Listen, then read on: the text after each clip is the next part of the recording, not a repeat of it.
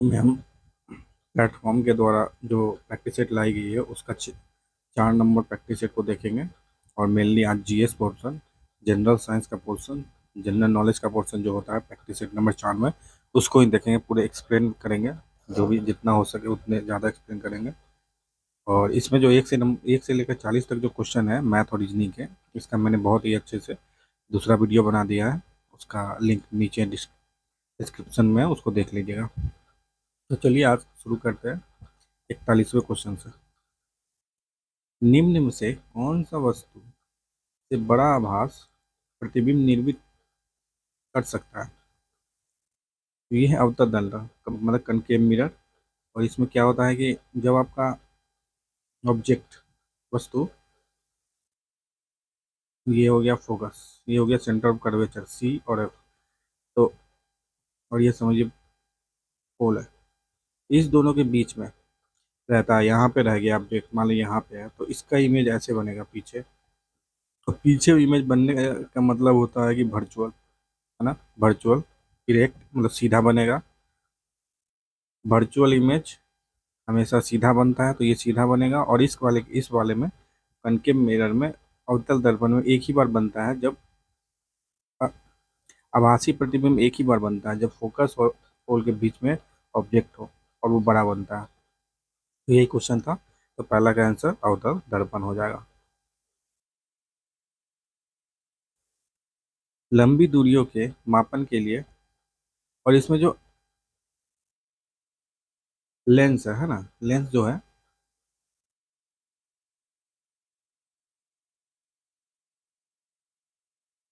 तो ये इसमें अवतल दर्पण आभासी प्रतिबिंब निर्भर होता है। बड़ा बड़ा वाला जो, मतलब बड़ा जो है ना, बड़ा वाला एक और बड़ा चीज इसमें होता है ना। 42वां क्वेश्चन, लंबी दूरियों के मापन के लिए किस मापन विधि का उपयोग किया जाता है? वो है आपका समानांतर विधि। 45वां क्वेश्चन है, किसी वस्तु को केंद्र से बाहर की ओर झुकने अथवा धकेलने के लिए कार्य करने वाला छद्म बल कहलाता है। तो वो है अपकेंद्री बल। इसका ऑप्शन सी हो जाएगा। देखिए, जैसे जो घूमता है, ये ऑब्जेक्ट है, ये मतलब ये सर्किल है, और ये यहाँ ये ऐसे है, और इसके अराउंड एक ऑब्जेक्ट घूमता रहेगा, यहाँ पे ऑब्जेक्ट होगा। तो वो सेंटर की तरफ उसको फोर्स लग रहा होगा एक, जिसके कारण ही वो ऐसे इस पाथ पे ऐसे घूम रहा है। ठीक। और वो फोर्स की, ये जो फोर्स लग रहा है उसकी वैल्यू एक तरह से, वो वैल्यू बोलिए, चाहे इसके अपोजिट लगेगा वो वैल्यू बोलिए, होता है F=mv²/r। ठीक। ये जो फोर्स जिससे वो घूम रहा है अंदर में, मतलब उसको फोर्स लग रहा है, पर अगर इसको घूमना है, ठीक, पूरी एकदम बैलेंस वे में, तो उसको एक बाहर की तरफ फोर्स लगना चाहिए, तभी ये जाके ये काउंटर बैलेंस करेगा इस फोर्स को, और इसको ये फोर्स बैलेंस कर देगा ना। ये अंदर वाला फोर्स को, ये बाहर वाला फोर्स बैलेंस कर पाएगा, तभी ये इस डायरेक्शन में अच्छे से घूम पाएगा। अगर ये फोर्स नहीं होगा तो क्या होगा, ये धीरे धीरे धीरे करके ना, ये जो घूम रहा है ना, गिर जाएगा, इसी में समा जाएगा, खत्म हो जाएगा। ठीक। और यही क्रिया नॉर्मली ब्लैक होल जो सुनते हैं उसी में होता है। और वो छोड़िए, वहाँ पे कोई घूम नहीं रहा है वहाँ पे, पर ऐसे ही होता है, धीरे धीरे वो चला जाता है उसी में, अंदर जो बॉडी है उसी के अंदर खत्म हो जाता है। तो यहाँ पे यही है, जो बाहर फोर्स लग रहा है ऑब्जेक्ट का, वो अब केंद्रीय बल है, और इसी कारण ये घूम रहा है, झुकता नहीं है। तो 44वां क्वेश्चन, ध्वनि किस माध्यम से गुजर नहीं सकती? तो ध्वनि है ना आपको, वैक्यूम नहीं जा सकती, निर्वात में नहीं जा सकती, क्योंकि उसको मीडियम चाहिए, सॉलिड लिक्विड गैस जो भी हो, मीडियम चाहिए।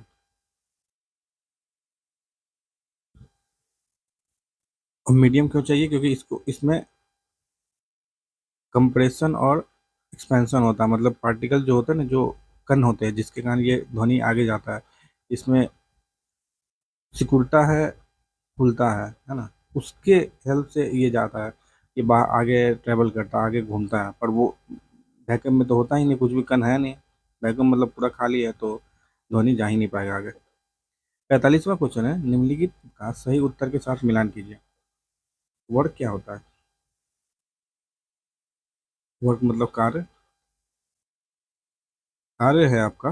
अच्छा, इसमें यूनिट करना है, कार्य हम वर्क को किससे नापते हैं? जूल से नापते हैं। बैटरी को किससे नापा जाता है? बैटरी मतलब क्या होती है? बैटरी के अंदर में तो रासायनिक ऊर्जा विद्युत ऊर्जा से परिवर्तित होती है। केमिकल जो होता है ना, केमिकल आप रखते हैं बैटरी में, आपके पास घर में बैटरी में केमिकल ही है, उससे आप क्या ले रहे हैं? उससे आपका बहुत सारा रेडियो चल रहा ही है, तो उसमें विद्युत मतलब इलेक्ट्रिसिटी में कन्वर्ट हुआ। अब एसी हो डीसी हो अलग चीज़ है। पावर क्या है? ध्वनि ऊर्जा। तो ये होगा माइक्रोफोन। माइक्रोफोन जानते हैं माइक्रोफोन क्या कर रहा है? ध्वनि ऊर्जा को विद्युत ऊर्जा में कन्वर्ट करता है, जिसके कारण आप सुन पाते हैं और दूर दूर तक जा पाता है चीज़ें।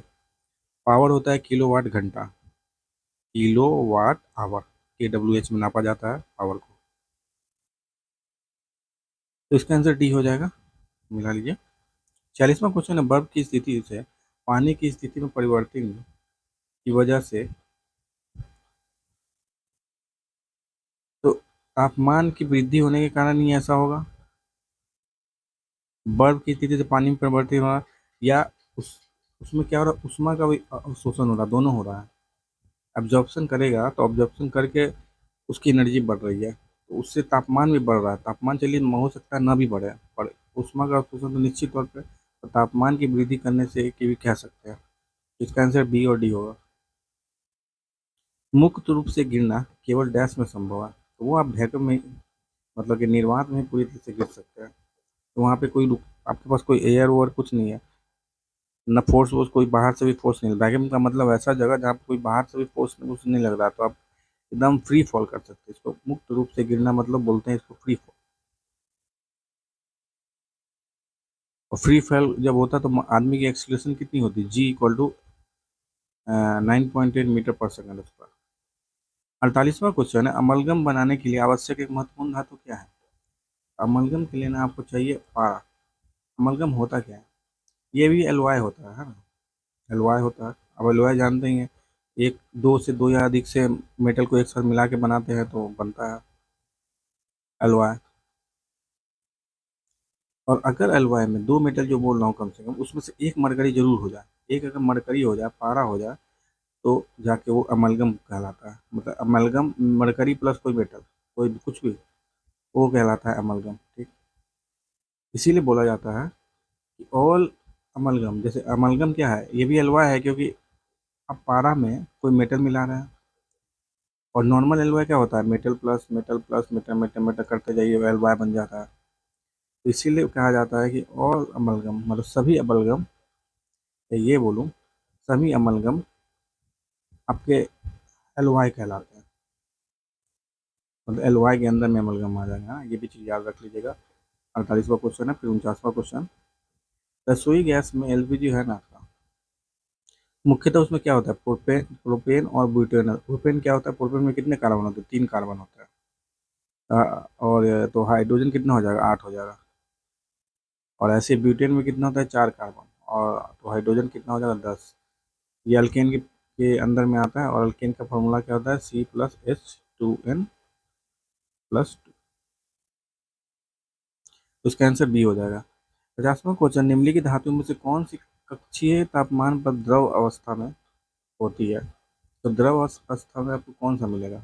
आपको रूम टेम्परेचर पे वो मिलता है आपको पारा। मरकरी रूम टेम्परेचर पे आपको लिक्विड फॉर्म में मिलेगा। विद्युत संयोजी यौगिक में नहीं होगा, क्या नहीं होता? अब देखिए, विद्युत संयोजी यौगिक जो होता है वो बेसिकली उसको बोला जाता है इलेक्ट्रोलाइटिक कंपाउंड इंग्लिश में। अब इससे आपको और समझ में आ जाएगा इलेक्ट्रोलाइटिक कंपाउंड। इसमें इलेक्ट्रोलाइटिक है ना, मतलब इसमें प्लस माइनस होगा, ठीक है ना? मतलब आयन्स होंगे, आयन प्लस माइनस, मतलब A+ कोई होगा, कोई कंपाउंड या कोई मॉलिक्यूल या एटम, या B- होगा, तो ऐसे करके इसमें होंगे। तो जिसमें भी आयन सब आ जाता है ना, उसकी बॉइलिंग पॉइंट बढ़ जाती है, उसका मेल्टिंग पॉइंट बढ़ जाता है, डाइलेक्ट्रिक कांस्टेंट बढ़ जाती है। कहने का मतलब उच्च गलनांक तो होगा, निम्न क्वथनांक नहीं होगा। मतलब बॉइलिंग पॉइंट जो है ना, ऐसा नहीं कि उसका कम होगा, वो भी बहुत ज़्यादा होगा।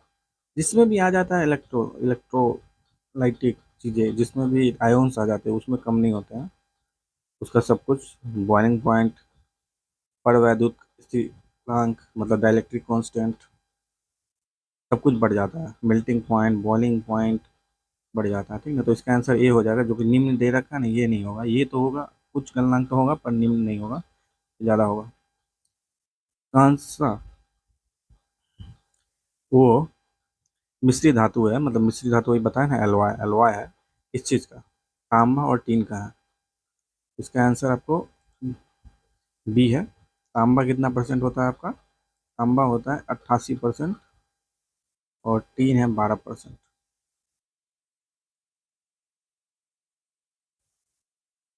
43वां क्वेश्चन, 53वां क्वेश्चन है, पायस इमल्सन किसे मिलकर बनता है?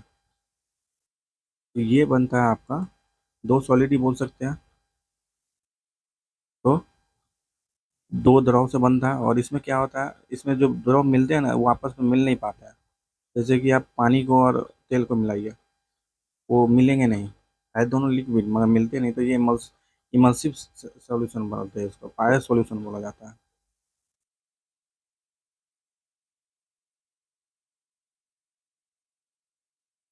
54वां क्वेश्चन, द्रव्यमान और भार के बारे में निम्नलिखित में से क्या सही है? द्रव्यमान एक सदिश राशि है, भार एक अदिश राशि है।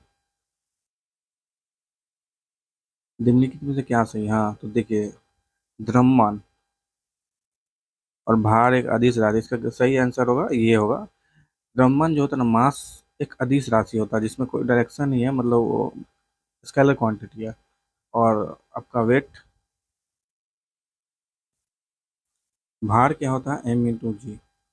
जी डिपेंड करता है, डायरेक्शन पे डिपेंड करता है, और आपका प्लानिट पे डिपेंड करता है कि जी उस प्लानिट पे, उस ग्रह पे कितना होगा। तो 55वां क्वेश्चन है, एक यंत्र जिसका उपयोग परिपथ से विद्युत धारा को मापने के लिए।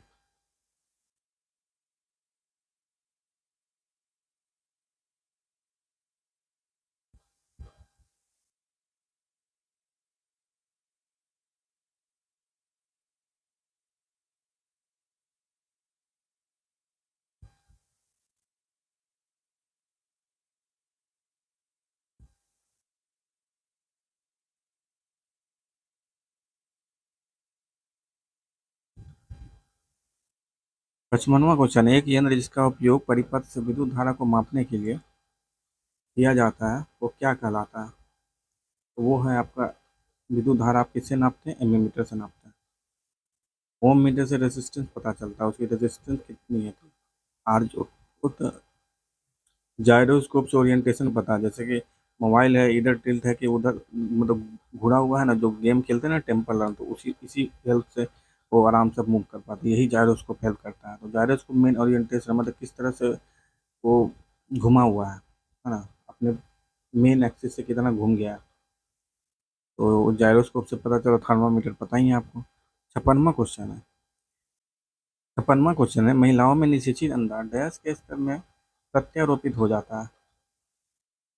तो ये है आपका गर्भाशय। 56वां का आंसर डी है। 57वां क्वेश्चन, निःश्वसन द्वारा होता है, क्या होता है?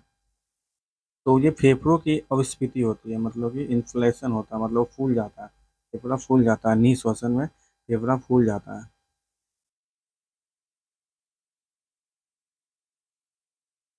58वां क्वेश्चन है, डैश से श्वसन के दौरान ऊर्जा प्राप्त होती है? तो आपको कैसे ऊर्जा प्राप्त होती है? क्योंकि ग्लूकोज जब टूटता है तो आपको एटीपी बनता है ना, एटीपी, आपको ऊर्जा मिलती है, ग्लूकोज के जलने से ऊर्जा मिलती है, इसीलिए क्योंकि एटीपी जलता है, एटीपी मिलता है।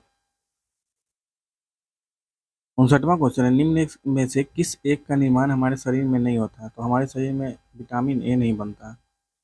ठीक, हार्मोन होता है, प्रोटीन, एंजाइम, ये सब तो है ही, विटामिन ए नहीं है। जबड़ा डैश का भाग है? तो आपका खोपड़ी का भाग है, जबड़ा खोपड़ी का भाग है। 61वां क्वेश्चन है, निम्नलिखित में से किसे प्राणी जगत के अंतर्गत वर्गीकृत किया गया? तो ये मेटाजोआ होते हैं ना, ये प्राणी एनिमल किंगडम में ही होते हैं, मेटाजोआ। 62वां क्वेश्चन है, निम्नलिखित में से कौन सा तिलचट्टे एवं अन्य कीटों का उत्सर्जक अंग है? किससे बाहर जाता है चीज़ें उसके, इन तिलचट्टे और इनके जैसे और भी जो कीटे हैं, तो वो है मेल्फिगियन ट्यूबुल। इसको ऐसे लिखते हैं स्पेलिंग में, MALPHIGIAN,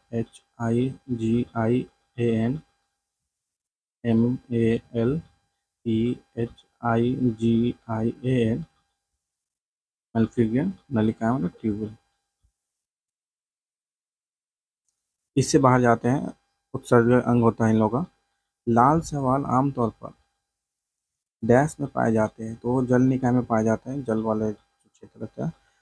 64वां क्वेश्चन है, अपस्पार मिर्गी से शरीर का कौन सा अंग प्रभावित होता है? मस्तिष्क होता है, दिमाग अनकॉन्शियस हो जाता है, आप फॉल कर जाते हैं, गिर जाते हैं, दिमाग का संतुलन, दिमाग में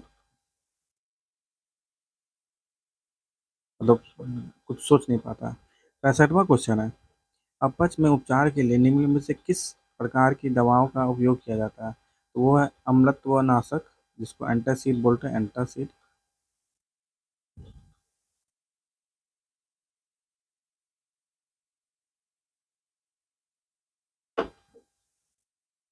उन पशुओं को क्या कहा जाता है जो पौधों और पशुओं दोनों के को खाते हैं?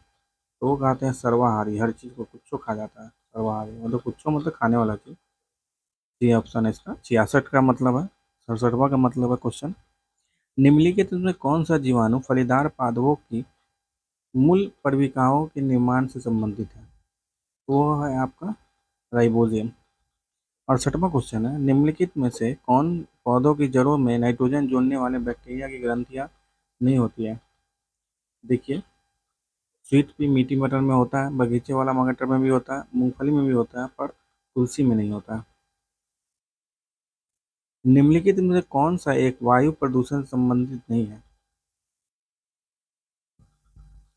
देखिए, स्मॉग, स्मॉग में भी यही होता है, स्मोक प्लस फॉग। स्मोक वही धुआं जो मार है, और फॉग, फॉग मतलब आपका जो ओस कह सकते हैं।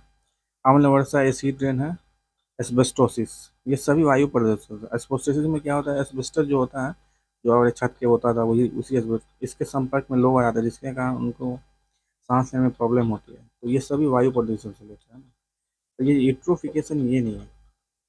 यूट्रोफिकेशन में क्या होता है, बहुत सारा जो न्यूट्रिएंट होता है, बहुत सारा जो तत्व होते हैं, फॉस्फोरस, नाइट्रोजन, वो सभी पानी में चले जाते हैं। इससे क्या होता है, अलगाई जो होते हैं पानी वानी में, वो सब बहुत अच्छा से ग्रोथ कर जाते हैं, ठीक ना। और इसके बाद फिर क्या होता है, जिसके कारण ग्रोथ करके तो छा जाते हैं पानी के ऊपर, अंदर के जीव मरने लगते हैं। तो ये है ना। तो यूट्रोफिकेशन में होता है मिलने क्या, पानी में बहुत ज़्यादा न्यूट्रिएंट बढ़ जाता है, प्रोटीन विटामिन, मतलब प्लांट वाला, प्लांटों के लिए जो चाहिए वो सब बहुत बढ़ जाता है, जिसके कारण खूब प्लांट ग्रो करता है। प्लांटों की बहुत ग्रो करता है। प्लांट किस तरह के, पानी वाले, अलगेई हो गए, शैवाल हो गए, पेरीफाइटन हो गए, ऐसे प्लांट सब। तो ये उसी से रिलेटेड नहीं है, एयर पोल्यूशन है इसमें, देखिए पानी वानी आ रहा है। 70वां क्वेश्चन है, निम्नलिखित पर विचार कीजिए, मछली है, हाइड्रा है, स्पंज है, उपयुक्त में से किन में कोई परिसंचरण तंत्र नहीं पाया जाता? ये आपका हाइड्रा और स्पंज में कोई नहीं है, मछली में पाया जाता है। आपका सर्कुलेटरी सिस्टम जो है, जो खून की जो इधर उधर बहता है, प्रॉपर खून बहने का जो सिस्टम जैसे हमारे में है ना पूरा, वैसा ही बात कर रहा है। तो ऐसा हाइड्रा और स्पंज स्पंज में नहीं होता है। तो इसका आंसर सी हो जाएगा। 71वां क्वेश्चन, इकोटोन का अर्थ क्या होता है? ये होता है आपका, जहाँ पे दो बायोमास मिलते हैं, जैसे कहने का मतलब, मान लीजिए ये कोई एक का बायोमास है, मतलब यहाँ पे लोग बहते हैं, वो जीव, कोई एक जीव, और फिर दूसरा है, ये दूसरा जीव है, तो ये जो रीजन होता है ना, ये रीजन, ये कहलाता है इकोटोन। यहाँ पे दो बायोमास मिल रहा है ना आपको, इसलिए ये इकोटोन हो गया। 72वां क्वेश्चन है, पालकों की पत्तियों में किनमें की मात्रा अधिक होती है? तो ये आयरन बहुत ज़्यादा होता है पालक में, इसीलिए पालक खा कीजिए, लड़की लोग खासकर, क्योंकि उनमें आयरन की कमी होती है। हॉटस्पॉट क्या है?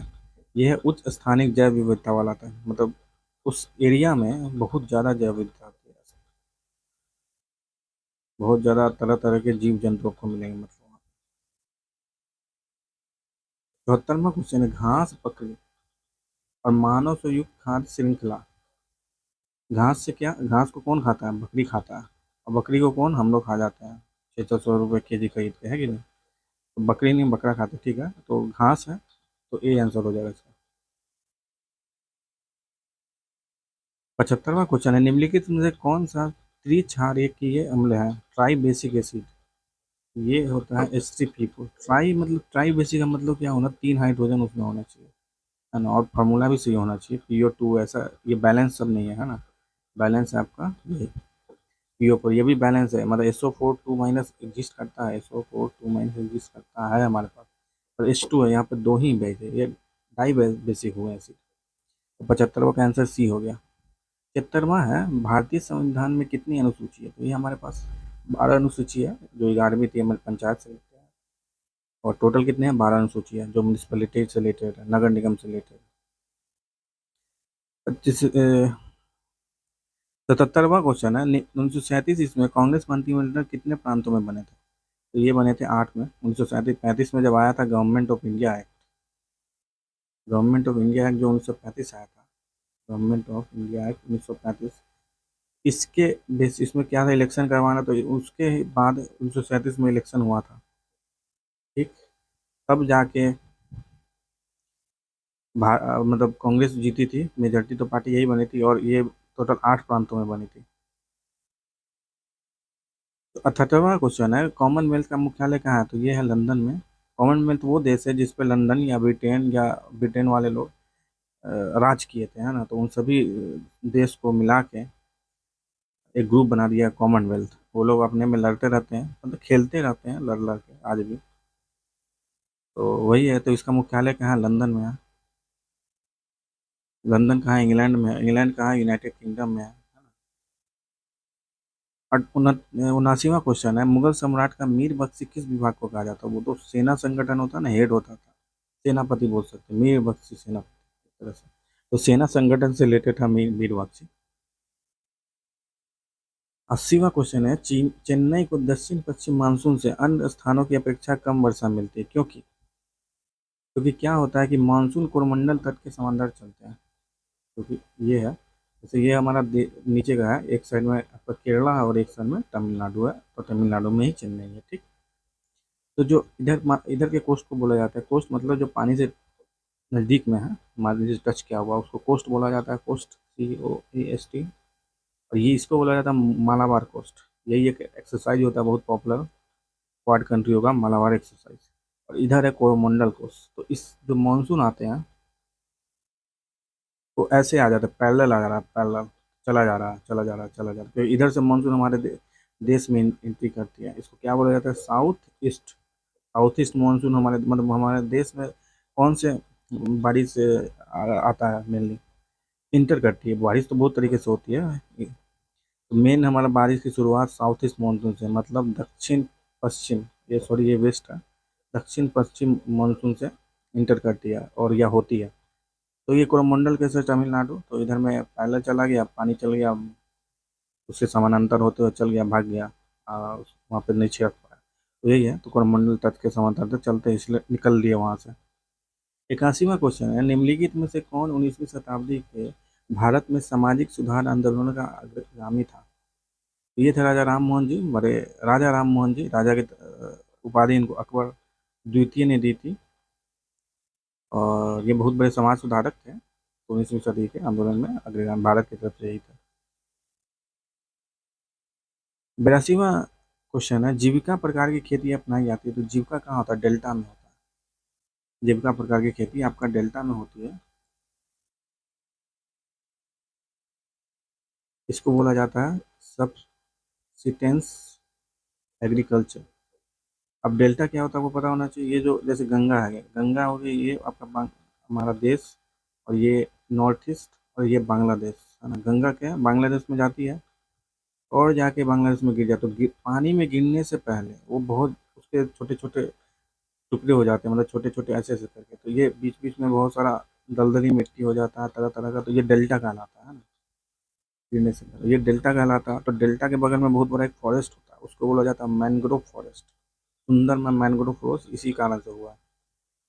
और तो डेल्टा है, यहाँ पे पानी सानी इतना सारा है, तो आप समझिए कितना कोई उपचार पाएगा, तो इसीलिए जीविका प्रकार की वहीं पे होती है, क्योंकि इसमें क्या करते हैं, जीविका प्रकार की खेती में सब्सिस्टेंस एग्रीकल्चर में क्या करते हैं लोग, बस अपने खाने पीने के लिए उगाते हैं, ये सब बेचने और इसलिए कमर्शियल पर्पज से नहीं उगाया जाता वहाँ, और अपना पेट भर जाए बहुत बड़ा बात है, उतना ही उग जाए बहुत बड़ी बात है। 83वां क्वेश्चन है, एक ही समय में कंपन करने वाले स्थानों को जोड़ने वाले रेखाओं को श्रृंखला क्या कहलाती है? ये देखिए हिंदी से तो पता चल रहा है एकदम, सह भूकंप रेखा, होमोसिस्मेसिक लाइंस बोला जाता है उसको। 84वां क्वेश्चन, निम्नलिखित में से कौन सा मंडल सर्वाधिक गर्म होता है? तो ये आपका क्षोभ मंडल होता है ट्रोपोस्फियर, जिसमें एटमोस्फेयर मेनली हमारे जो गैस वैस है सब इसमें मिलते हैं, इसलिए टकरा उकरा के बहुत ज़्यादा गर्म हो जाते हैं, इसको ट्रोपोस्फेयर बोला जाता है। और ये समताप मंडल जो स्ट्रेटोस्फेयर होता है, इसी में आपका ओजोन लेयर O3 जो होता है ओजोन लेयर पाया जाता है, जो हमको हमारे हम लोग को अल्ट्रा वायलेट सन का जो अल्ट्रा वायलेट लेयर होता है उसे बचाता है। 85वां क्वेश्चन है, दक्षिण अमेरिका महादेश एक प्रमुख देश ब्राजील की राजधानी क्या है? ये है ब्राजीलिया। रियो डी जेनेरो एक बहुत ही महत्वपूर्ण शहर है यहाँ पर, है ब्राजील में, पर मेन इसका कैपिटल है ब्राजीलिया। 81वां क्वेश्चन है, मारवा गोवा बंदरगाह किस राज्य में स्थित है? ये गोवा में राज्य में स्थित है। गोवा पे पोर्टुगल पोर्टुगीज लोगों का राज रहा। ये लोग सबसे पहले इस पे कैप्चर करने वाले थे, और सबसे बाद में मतलब आज़ादी के बाद इन्होंने छोड़ने वाले थे, है ना, पोर्टुगीज लोग। वो गोवा जगह है। 87वां क्वेश्चन है, महासागरों के सतही जल का औसत तापमान लगभग कितना होता है? 17 डिग्री सेल्सियस होता है लगभग। 87वां क्वेश्चन है, शिफ्टिंग कल्टीवेशन मतलब स्थानांतरित कृषि का स्थानीय नाम डाहिया कहाँ पर है? तो ये आपका मध्य प्रदेश में है नाम डाहिया। 89वां क्वेश्चन है, स्वतंत्र भारत में देश की प्रथम औद्योगिक नीति की घोषणा किस साल की गई? तो ये की गई थी 1948, मतलब बी ऑप्शन है। इसको इन्होंने किया था श्यामा प्रसाद मुखर्जी। इनके नाम पे एक बहुत बड़ा एक स्कीम है, rurban mission, Shyama Prasad Mukherjee rurban mission, मतलब गांव की शहर की चीज़ें गांव में ही दे देना, यही है रर्बन मिशन, है ना। और श्यामा प्रसाद मुखर्जी ने प्रथम औद्योगिक नीति 1948 में लाई थी। और एक था 1956 में आया था प्रथम, मतलब वो आया था इंडस्ट्रियल पॉलिसी रिजोल्यूशन 1956 में आया था। इसके बाद वो आई थी 1956 में औद्योगिक नीति संकल्प। 90 क्वेश्चन है, भू राजस्व के लिए अस्थायी बंदोबस्त प्रणाली किनके किसके द्वारा लाया गया? तो ये था लॉर्ड कॉर्नवालिस, नाम तो लॉर्ड रख रखा है, कॉर्नवालिस था, कॉर्नवालिस लगभग 1793 में लाया था ये। और मेनली ये अस्थायी बंदोबस्त जो परमानेंट सेटलमेंट था, इसी को इस्तेमारी सेटलमेंट बोलते थे। इसी को क्या था कि रात रात से पहले कर मिल जाता था, कर दे देना है, जो जमींदार लोग हैं उन लोगों को कर दे देना, कर वसूल करके ये अंग्रेजन लोगों को दे देना होता था। और ये हमारा जो बिहार है ना, इसी के अंदर में आता था। और लगभग 40% भाग, भारत के लगभग 40% भाग पे ये आपका स्थायी बंदोबस्त था।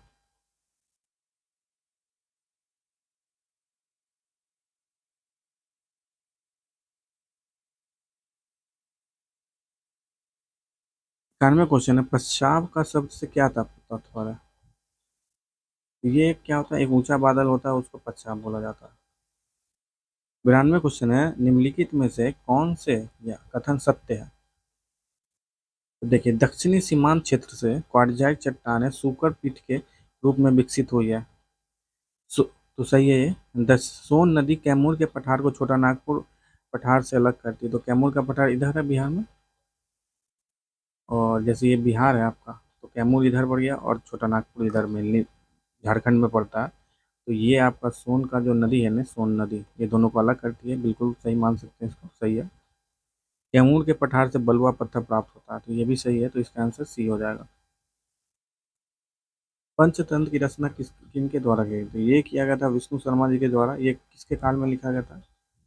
ये लिखा गया था गुप्ता काल के। गुप्ता जो लोग थे ना, समुद्रगुप्त, ये गुप्त वो को, ये बोला जाता है हमारे देश का स्वर्णिम काल, गुप्ता पीरियड बोला जाता है स्वर्णिम काल। और इसमें हिंदू धर्म है बहुत ज़्यादा डेवलपमेंट किया था।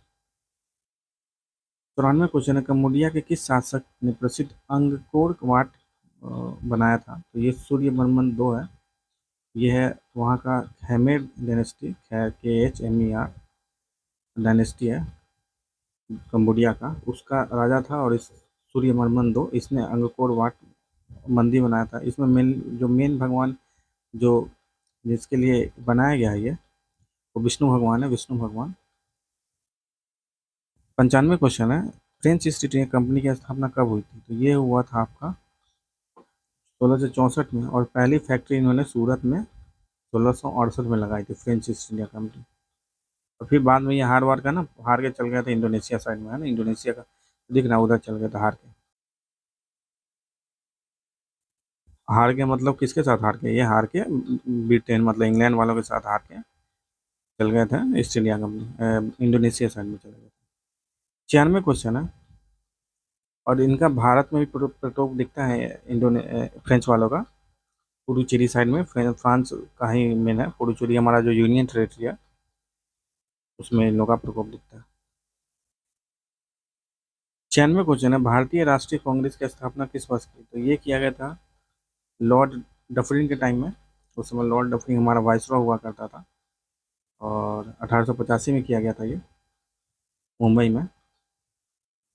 1997 क्वेश्चन, 1905 में बंगाल का विभाजन आदेश किसके द्वारा किया? तो उस समय हमारा वाइसरॉय था लॉर्ड कर्जन। 98 क्वेश्चन है, भारतीय राष्ट्रीय कांग्रेस का अध्यक्ष निर्वाचित होने वाले पहले यूरोपियन कौन थे? वो थे जॉर्ज ओलियन, ऑप्शन बी इसका सही है। और ये हुए थे, चौथा सेशन था जो कि इलाहाबाद में हुआ था 1888 में, उसमें ये प्रेसिडेंट बने थे, उस समय अध्यक्ष थे।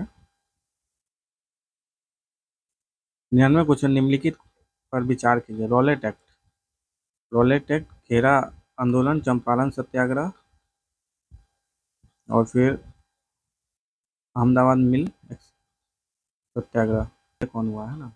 तो चंपारण सत्याग्रह हमारा बिहार में 1917 में हो गया था। फिर अहमदाबाद तुरंत में हो गया था।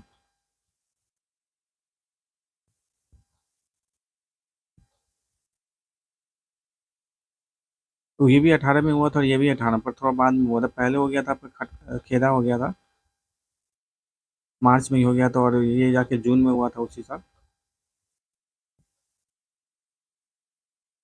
अहमदाबाद मिल स्ट्राइक। और रॉलेट एक्ट जो है ना आपका, रॉलेट एक्ट ये 18 मार्च 1919 को पास हुआ था।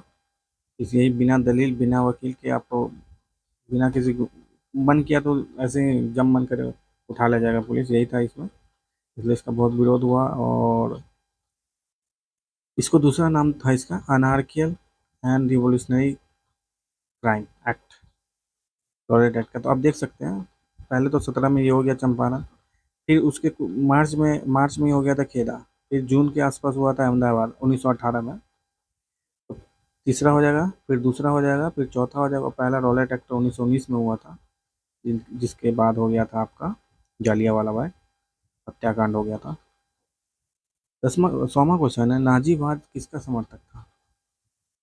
राजतंत्र, प्रजातंत्र, या राज्यों की सर्वोच्च सिद्धांत के लिए? तो ये होता था राज्य ही सबसे ऊपर है, ये बोलता था नाजीवाद, है ना, मतलब ये जो हमारे हिटलर साहब थे वो सबसे ऊपर है, उसके अलावा कोई नहीं है। 101वां क्वेश्चन है, तिलका मांझी का जन्म कहाँ हुआ था? ये हुआ था 1750 में, भागलपुर में। बड़े ही सक्रिय नेता थे ये, पहले आदिवासी कहलाते हैं संथाल कम्युनिटी थे, जिन्होंने हमारे देश की लड़ाई में भाग लिया था। वहाँ पर तिलका मांझी चौक भी है भागलपुर में। तो 1750 में तिलका मांझी जन्मे थे सुल्तानगंज में, उनकी मृत्यु हुई थी भागलपुर में। 102वां क्वेश्चन है, शाही लीची का उत्पादन बिहार के किस जिले में होता है? तो ये है बिहार का सुप्रसिद्ध शाही लीची, मुजफ्फरपुर से मिलता है mainly। किस युद्ध के बाद जर्मनी का एकीकरण पूरा हुआ था? तो ये था आपका रशिया डेनमार्क युद्ध होगा इसका, रशिया डेनमार्क युद्ध, क्योंकि उस समय बिस्मार्क ने लड़ाई लड़ी थी। बिस्मार्क उस समय लीडर था, उसने ऑस्ट्रिया, डेनमार्क और फ्रांस के साथ बहुत लड़ाई करके पर्शियन लोगों की विक्ट्री करवाई थी, और बहुत सारी जगहों को मिला के जर्मनी बनाया था, एकीकरण किया था। लगभग 7 साल तक ये लड़ाई चली थी। 104वां क्वेश्चन है, टैगा वन में कौन से वृक्ष पाया जाता है? तो टैगा वन में आपका सॉफ्ट वुड मतलब मृदु काष्ठ वृक्ष पाए जाते हैं। टैगा जो होता है ना, टैगा ये सबसे ऊपर मिलता है, सेकंड नंबर में मिलता है, सबसे ऊपर 3वां मिलता है। जैसे रसिया है, मतलब सबसे ऊपर, मतलब कहने का मतलब आर्कटिक रीजन है, आर्कटिक या आर्कटिक, उसके बाद रसिया जैसे और कनाडा जैसे देश आएंगे, उनके एकदम हाइट पे एकदम ठंडा जगह पे क्या मिलेगा, पहले तुंद्रा मिलेगा, उसके नीचे थोड़ा सा कम टेम्परेचर पे, मतलब कि थोड़ा सा ज़्यादा टेम्परेचर पे आपको मिलेगा टैगा, ये वन मिलते हैं टैगा। इसमें क्या सॉफ्टवुड मिलते हैं आपको।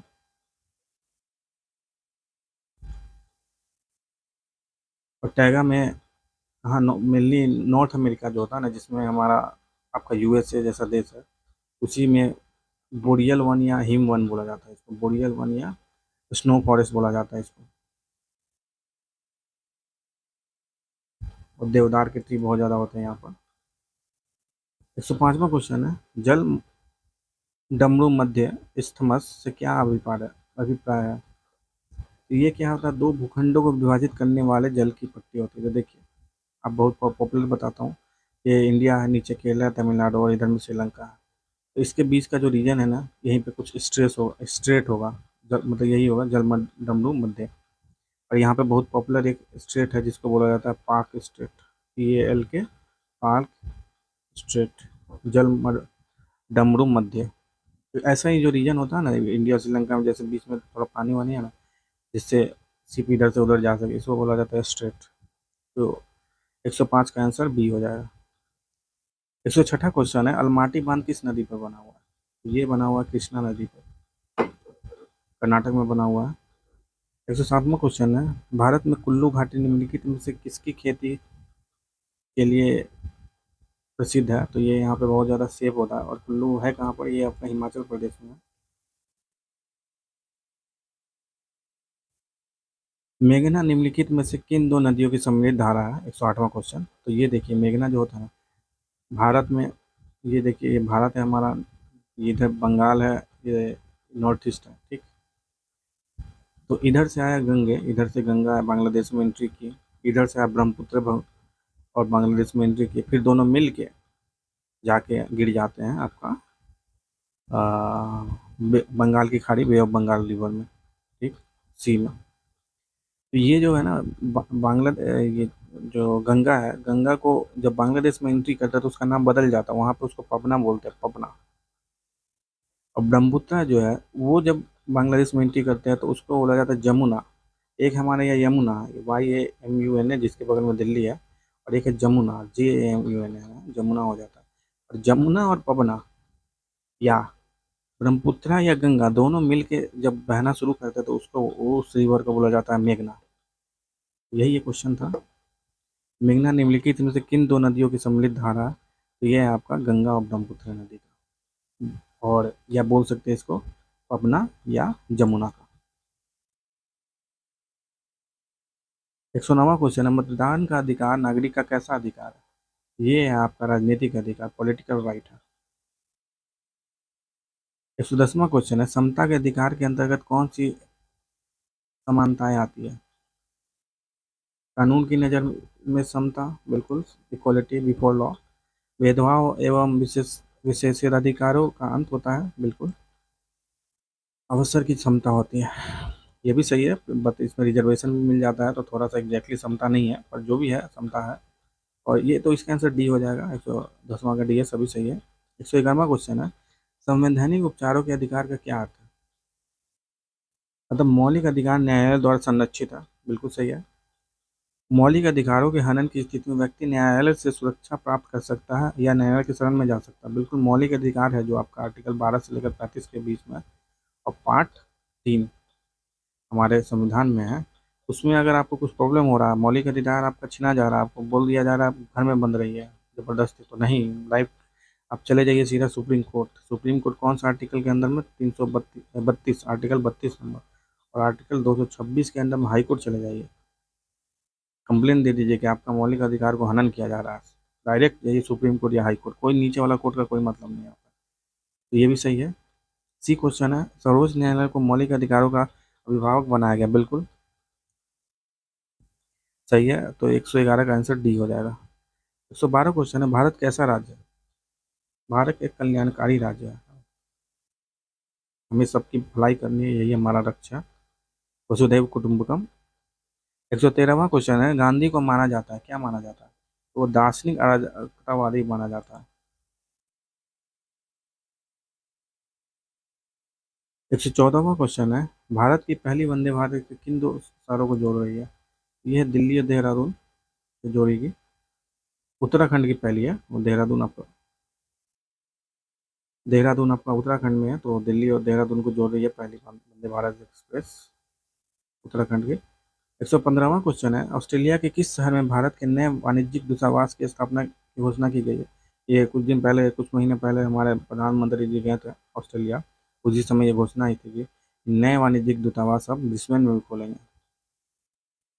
116वां क्वेश्चन है, देश का नया कानून मंत्री 2023 में किसे नियुक्त किया गया? पहले किरण रिजिजू जी थे, इनके द्वारा कुछ बोल दिया गया कानून से रिलेटेड, तो उनके उसके बाद जाकर अर्जुन राम मेघवाल जी को बनाया गया कानून मंत्री देश का। 117वां क्वेश्चन है, भारत ने किस देश के साथ मिलकर 50 स्टार्टअप एक्सचेंज प्रोग्राम लॉन्च किया है? तो ये हमारा बगल का देश, पड़ोसी देश बांग्लादेश।